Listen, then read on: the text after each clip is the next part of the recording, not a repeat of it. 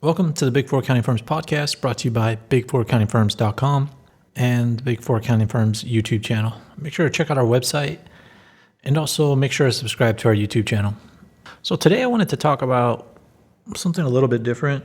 Today I wanted to talk about bosses, different types of bosses you might have at the Big Four accounting firms, and more specifically, the bad types of bosses. You know, I don't like focusing on the negative topics, even though sometimes I discuss them on here, because it's kind of easy to do that. But also another thing that's big is like when you have a good boss, you don't need a ton of strategies to deal with them, right?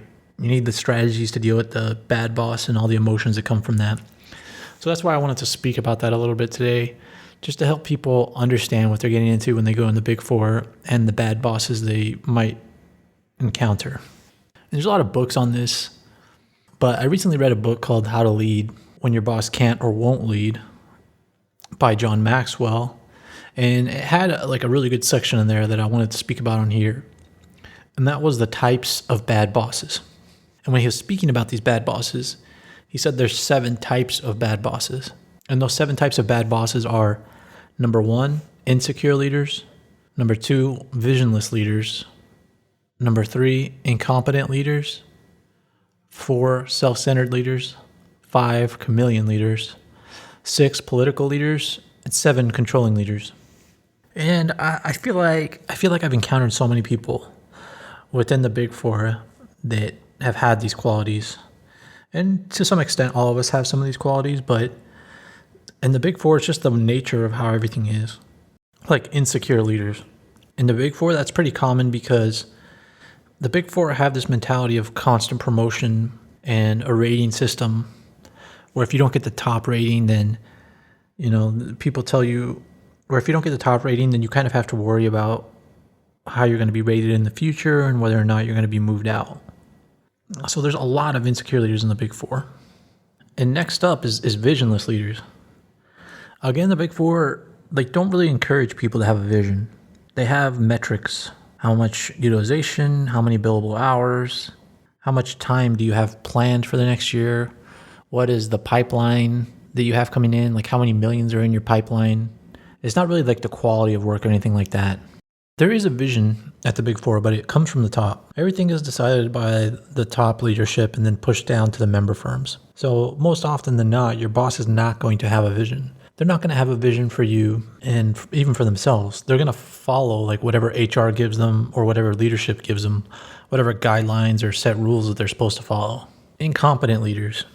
Now, are these at the Big Four? Of course they're at the Big Four.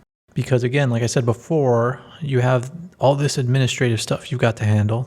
You have to handle utilization, you have to handle billing, you have to coach your people, you have to meet with clients all the time, you have to sell stuff to clients. And so there's technical stuff like audit principles, accounting principles, tax rules, tax law, and you can have people that don't understand the principles and the guidelines.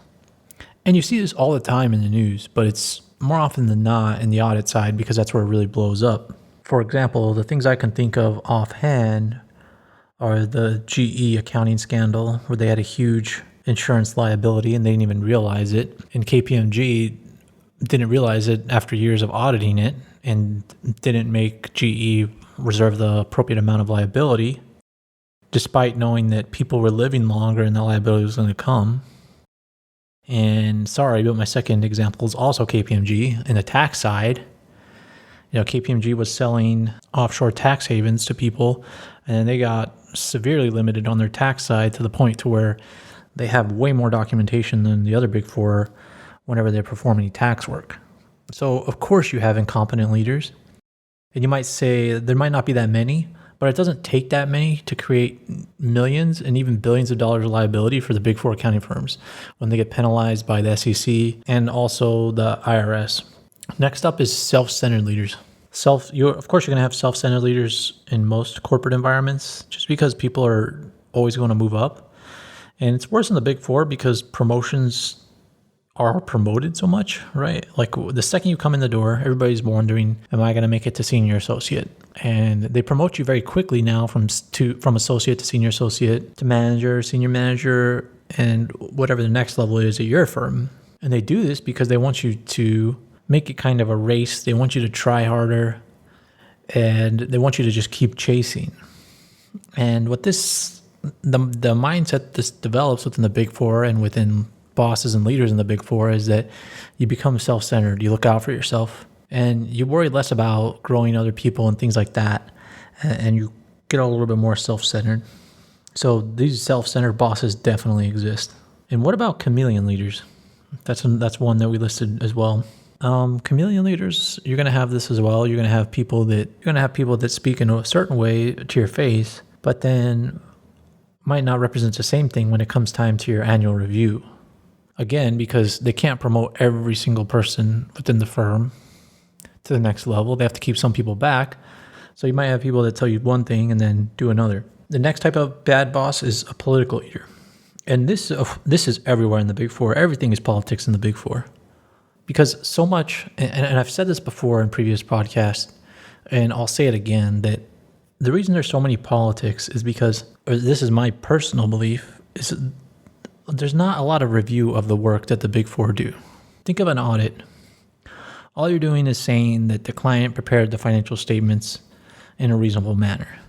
And people within the Big Four review that, they audit it, but then the client doesn't really take a look at it, and there's not a lot of people that review it after that. So even though you might have done a lot of work, people aren't necessarily reviewing it. So, especially people that review your annual file, they're not looking at the work that you performed. They're just reading about the work you did from the people that you worked with, and they're relying on the people you worked with. So if you're not playing the political game, then even though you did a lot of work and it might have been good work, people are going to take other people's word, and they're going to speak good things if it's good for them. So if you're not going around and, kissing people's butts and playing politics, then you're not going to move up as fast. Also, another part of politics to me is where you take credit for things yourself. So if you're a quiet person and you don't speak about all the great things you're doing, trust me, there's going to be somebody else in your group that's going to take credit for it. So there's definitely political leaders. The people that move up the fastest in the Big Four consistently that I've seen play politics. And it's the majority of their time is playing politics. The majority of their time is not selling client work and not performing client work. It's playing politics and acting strategically. The last one is controlling leaders. I'm not sure if there's that many. In my experience, I'm not sure I've experienced too many controlling leaders. A lot of the people I've worked with have been hands-off. Just because there's so much to do in the Big Four accounting firms, there's people really don't have time to control you. Now, don't get me wrong, there are people that are micromanagers and they'll try to control you and manipulate you, but that's way less than the other types that we just discussed. So we discussed the types of bad bosses that you might encounter. What happens when you have bad leaders or people that don't lead? According to this book, decisions are delayed, agendas are multiplied, conflicts are extended, morale becomes low, production is reduced, and success is difficult. And I would say all of these are true. The biggest ones are like decisions are delayed and morale becomes low. Because when people don't lead, they don't make decisions. And a lot of people do this at the Big Four because if you make a decision, then guess what? You have to be responsible for that decision. So the easiest way to not deal with that is delay decisions, trying to push decisions off on another person. And this happens so often. And when that happens, production is reduced and morale becomes low. And if morale becomes low, it's harder for the team to succeed. And if you're not succeeding, then leadership begins to know. And then success for your group becomes difficult. So it can be really bad if you have a bad leader or a bad boss. And just look out for these types of people. Now that we listed them out, you can keep your eyes open. And in this book, he describes a lot of ways to deal with this. And one of the things he says is you have to lead yourself before anything else. And this is true. You can't let a bad boss, if you're going to stay at that job, ruin your life. You have to manage your emotions, and you have to see yourself as an agent of change. You have to see yourself as being able to change the situation, or even as an agent of change, like getting out of the situation, moving to another group, moving to another firm, doing what it takes to improve your life. Because trust me, you don't have to stay in a bad job if you don't want to. If you think you have to stay in a bad job, then that's just the wrong mindset. Another good tip in the book is like develop your influence. And the author says, like, you can develop your influence at any point in your career. You shouldn't be developing influence only when you become a leader, because then you probably won't be able to do it. And a good way, he says, to test out your ability to influence people is work for a volunteer organization, do some volunteer work, and then try to influence the people that you're working with, because you're not paying them. So if you can't influence them, then you don't have strong influential skills. So that's something to think about as well. And you might not be able to influence your boss, but maybe the people that you're working with or your friends, maybe you can influence them to help you out. Maybe you can influence people to talk to your boss, or maybe you can inspire your boss somehow. So that's what I wanted to speak about today. I wanted to speak about the types of bad bosses that you might run into at the Big Four, to just keep your eyes out. And if you see this type of behaviors I spoke about, then you might be working with the bad leader, and then you need to come up with a plan about how you're going to deal with that personally, and how you're going to help your group deal with that bad leader. For more information like this, make sure to subscribe to this podcast. Visit our YouTube channel, Big Four Accounting Firms.